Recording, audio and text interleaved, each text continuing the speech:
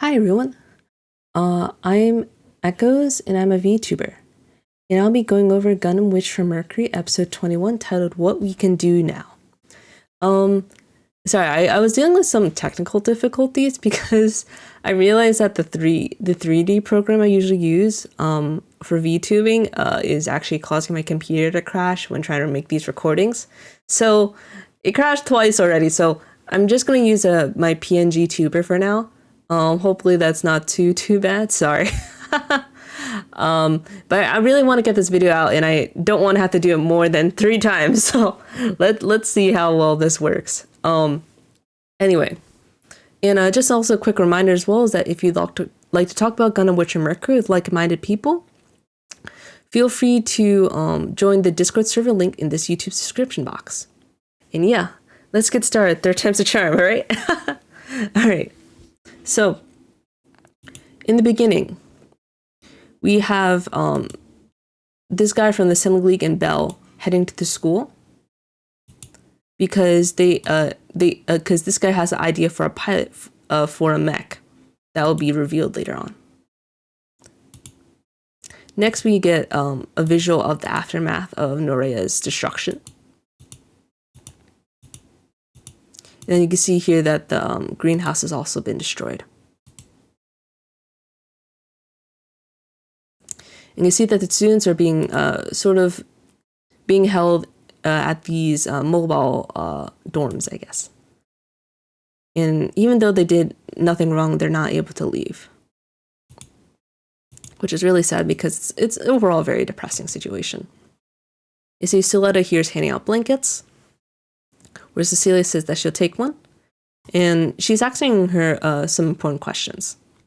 First thing she's doing is asking us, why are you all doing all of this? It's because I can move around. It's because she's able to do something. For her, for Suletta, it's better to do something than to do nothing at all.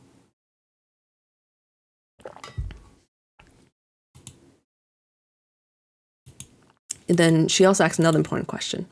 Have you changed? This is because Suletta has pretty much remained very much stagnant throughout most of the series, and only through these recent events has she been given the time to properly grow as a character. Freed from her mother's influence, be able to think her own thoughts instead of just doing things mindlessly. Suletta has been freed and now has become more of her own person now. And because of that, that's why Celeste says that, I guess I did. Skip the opening for now. And then we get the visual of Petra being on life support, pretty much in the similar state as Miorine's father. Hope that she'll be saved. She'll be okay and can't get hold of Lauda, who we'll see later will get into a lot of trouble. And where Ghoul's going to try contacting him in hopes that those girls will get some rest. And he's just in general frustrated by the whole situation. This analysis of, and then you can see that Miorine's father's right-hand man is currently doing some analysis. Same Gundam as before, couldn't identify the pilot, and they didn't notice that Shaddiq was harboring them. So that was a mistake on their end. Now the Space Assembly League will make a move because now Miorine has been elected as the new president of the Bender Group, now that Shaddiq is no longer in the spotlight as he has been arrested. And then you can see Ghoul is asked about Miorine, and that she's back, but she currently is still in a state of shock, even though she's with her father, who's very much in a critical state still. She's currently taking the blame for everything. She cannot be absolved of sin because of what she's done. She has pretty much helped, even when manipulated by Prospera. She allowed the Ariel to reach Earth through her influence.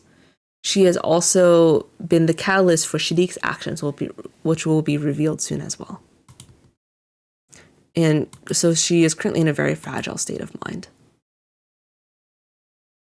So that's why Ghoul here is currently trying to give her some support. Where did I go wrong? So many people died because the town was destroyed. So many people were killed. And don't shoulder everything yourself. And It's not, and he says it's not her fault, but it is her fault. People on Earth, right? It's all, but in reality, even if she does take the blame, she shouldn't put it all on herself, because in a way, it's not only her sin to bear. Should be shared among many people. For John, it's helping with the board members. You have to set the group's direction. And we have Shaddiq in custody, where Shaddiq will be right here. You're going to be present. My condolences. Is that all you have to say? And then he's asking about his harem members. Are they okay? They're fine. I'd like you to go easy on them because it was all his plan. Your ideal of putting Earth and space on equal terms was too dazzling. And that's why he did it the wrong way. In a way, what he wanted to do was, not that it was impossible. In a way, the purpose made sense. But how he did it could have been better. But still, he believes that someone had to do it. Even if it's just that there won't be more people like us. As Earthians who were on the underbelly, under the Spacians. Underfoot, in a way. And when did he involve the Assembly League? He said he contacted them a while back, but he did decide to go further with them when he last talked with Miorine, and after she rejected his advances. And she says that he's an idiot because she knows him far too well, as they used to be very much closer. Do you think I'm despicable for using cowardly means? Yes, but no. She disagrees because, in a way, she is just as guilty as they all have their own sins to bear. See that the students are getting tired of eating energy jellies, and Suletta is giving out tomatoes to everyone. Which is really nice of her, because in a way she's giving them something better to food and something that only she can do. And this guy's like, how do you have all the tomatoes? Wasn't the greenhouse crushed, right? But in reality, the truth is that she has been refrigerating them. She's refrigerating the ones that they haven't eaten yet, which is awesome. What do? So the power's still unstable, we should just hand them out. And I really like Suletta's expression here. Because she says, I'm sure Miorine would just say, just hurry up and do it. And she has this like more mournful, sad expression, when before she always was so naive. So in a way, she has, it shows that she has changed.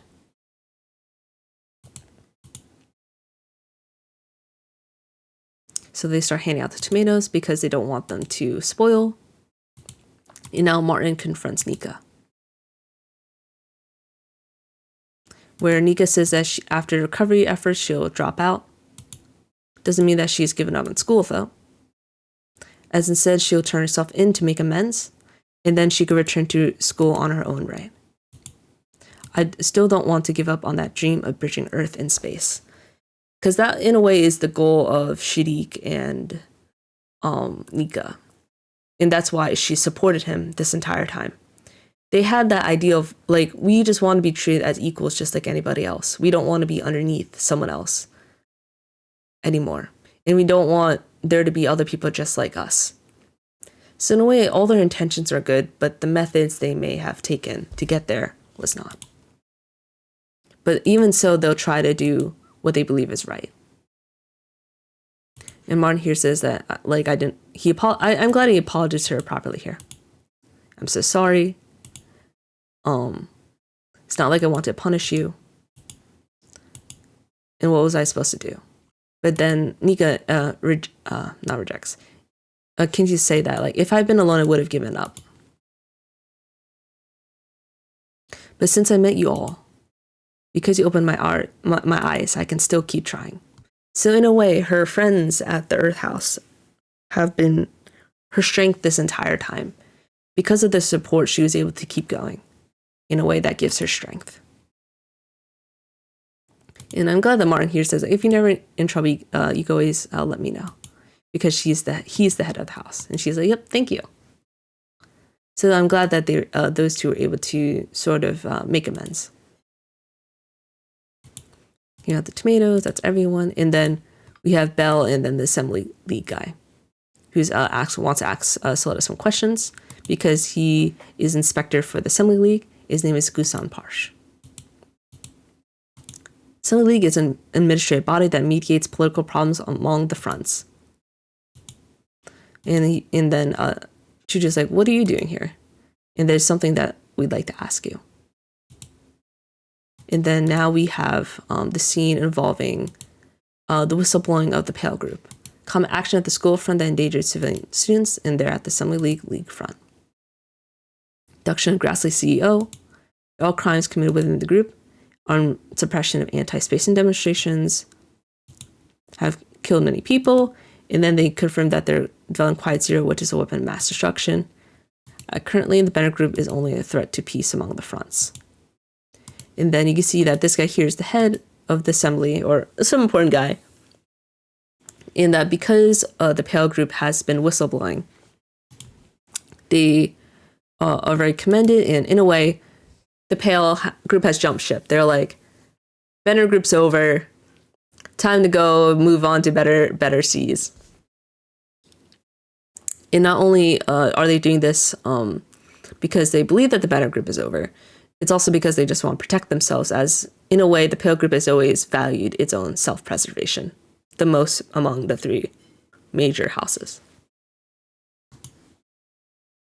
And now because of this call to action, they then propose a forcible intervention against the Banner Group in order to dissolve them.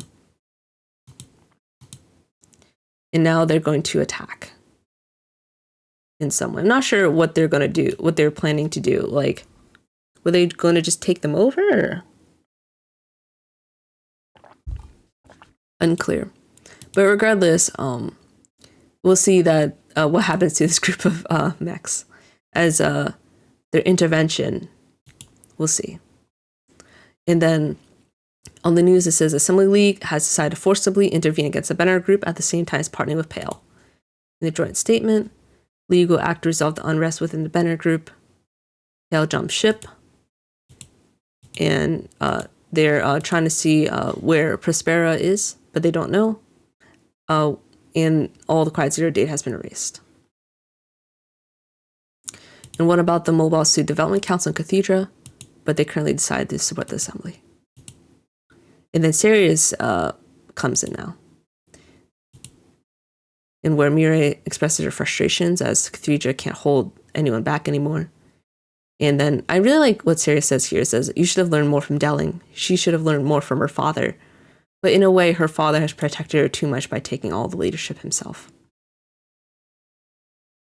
And then he says, propose a solution of cutting off himself and Grassley in order to pin all the responsibility on them and minimize damage.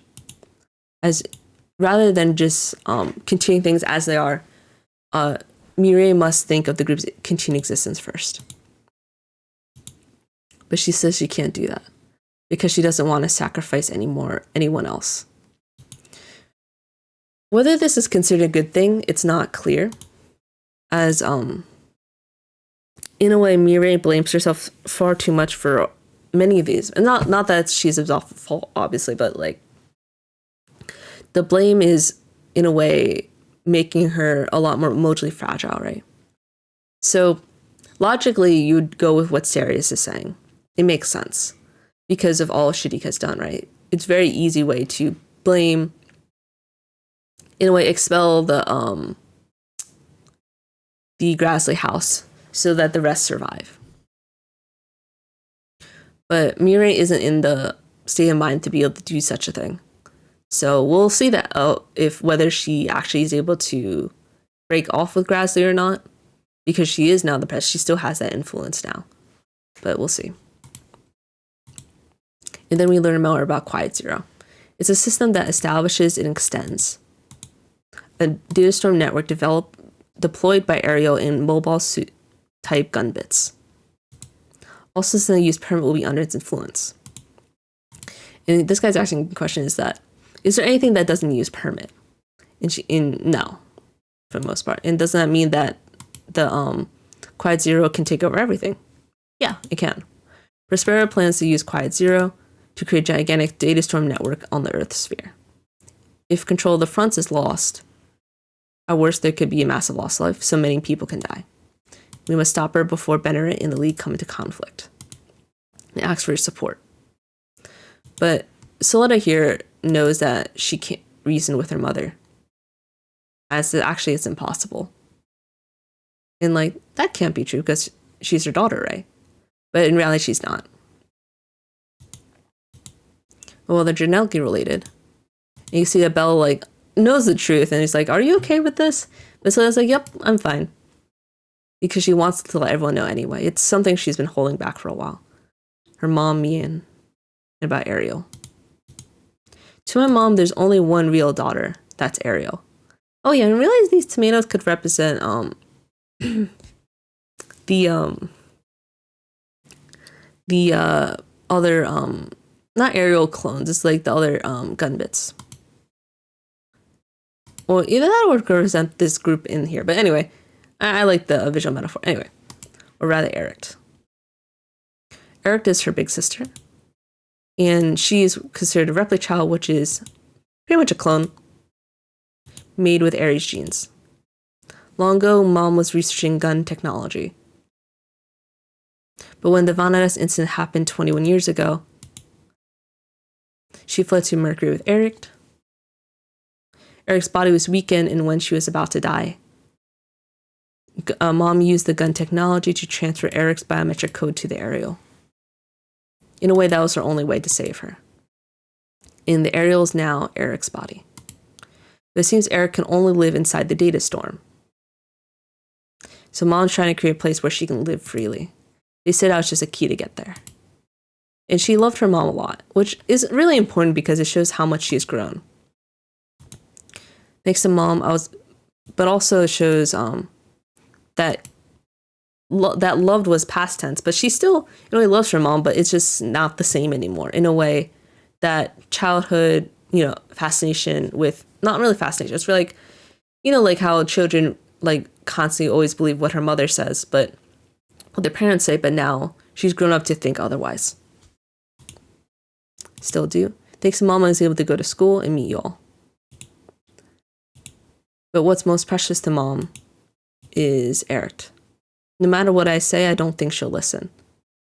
And this shows an incredible amount of character growth. She's like, I now know because of all of what I've done, what I tried to say, that even when I tried to do something differently, my mom will always be the one who's will always be the one who says the right thing in the end. In a way, Suletta was never able to do things on her own and be able to think for herself.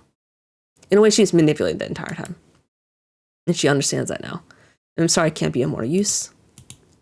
And then the guy says that there's another option, the reasoning with her. There's a machine the Assembly League confiscated during the Vanadas incident. It's a Gundam they named a monster. We'd like you to pilot it. But then you see Belle's like, no, you mean the Caliburn.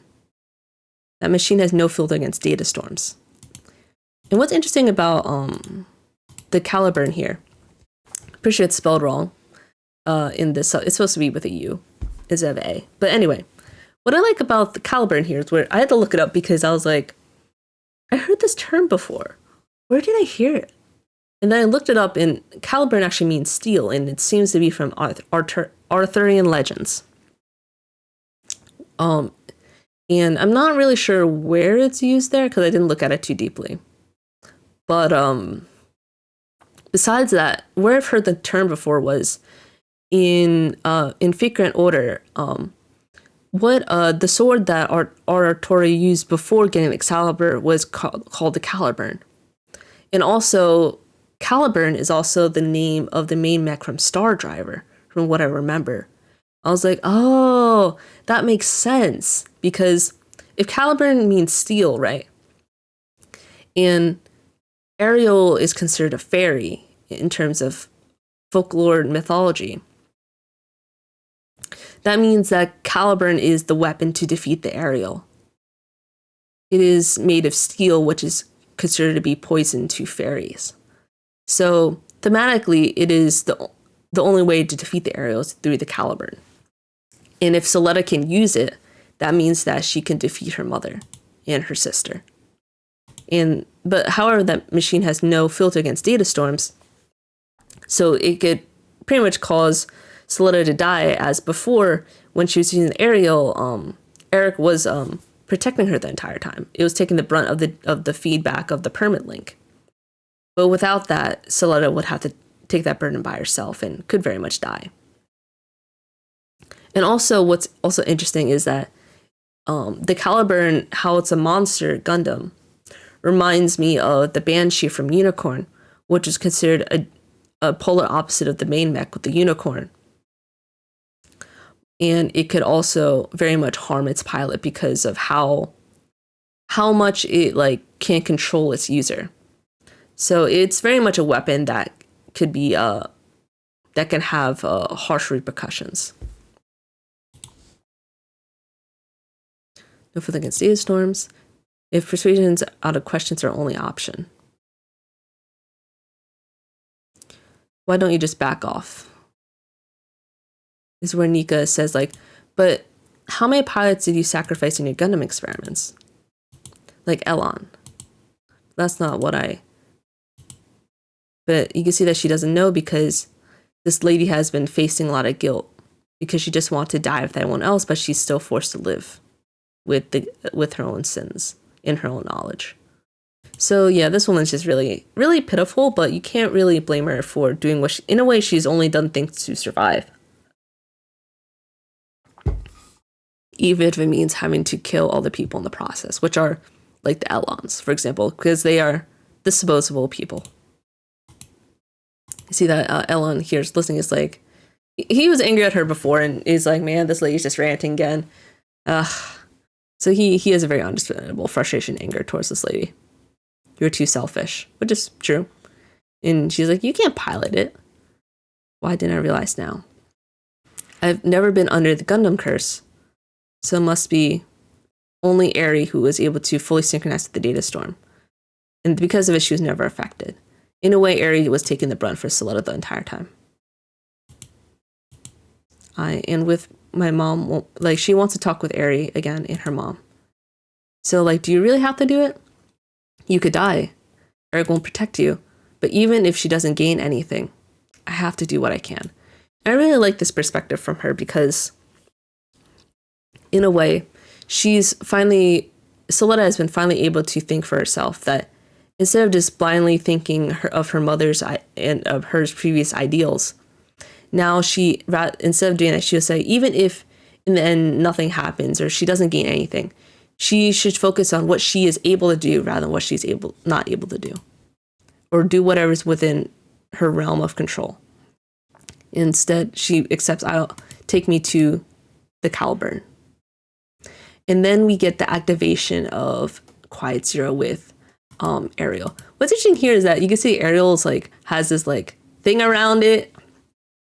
It kind of reminds me of this, I think it's a Sazabi from Unicorn near the end. The Ariel looks like it's in a god-like form.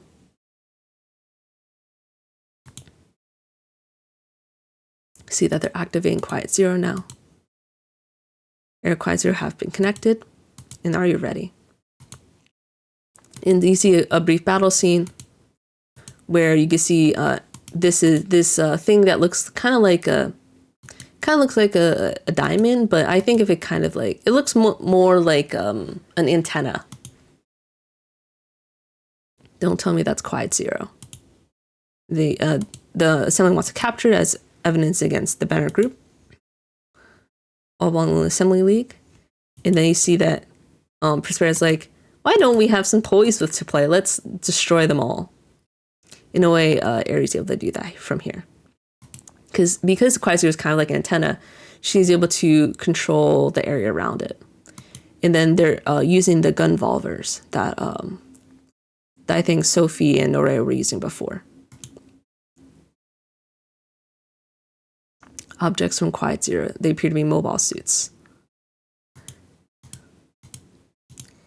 And as we expected, the the Gundvolvers are just too good. Because you can see quiet series receiving multiple layer calls from all elements, begin creation of data storm space. And now we see that it turns blue, which shows that it's able to use maximum power. And then all the Gundvolvers are creating that data storm area, pretty much allowing them to take control of all objects within the vicinity that uses permit, and they respectively pretty much crushes everybody.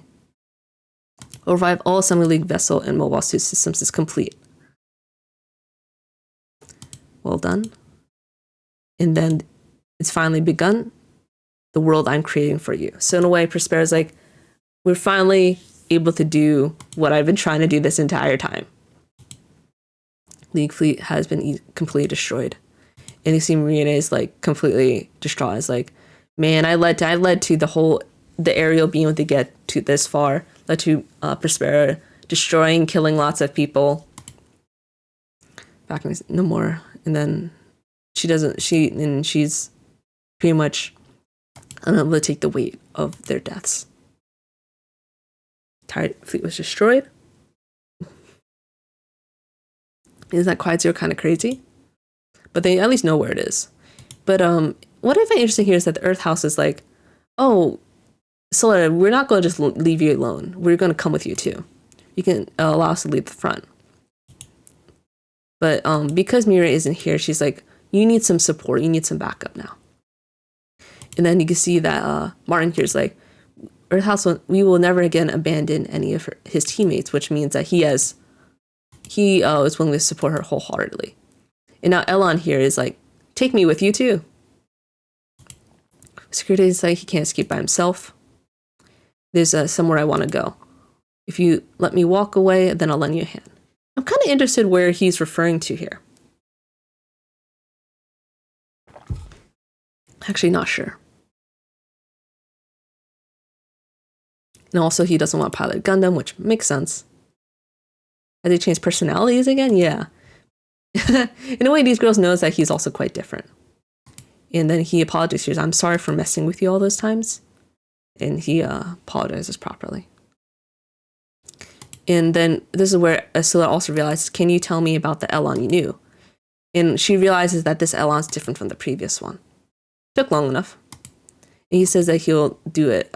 He'll tell as much as he knows. So that means that we will get the Pale episode soon, hopefully too. Or at least get the reveal on it based on this guy talking about it the entire time. But yeah. And then let me go back a few seconds. What I also find interesting here is that you can see that this Elon, you can see that at the tips of his hair, you could see that, what's the word?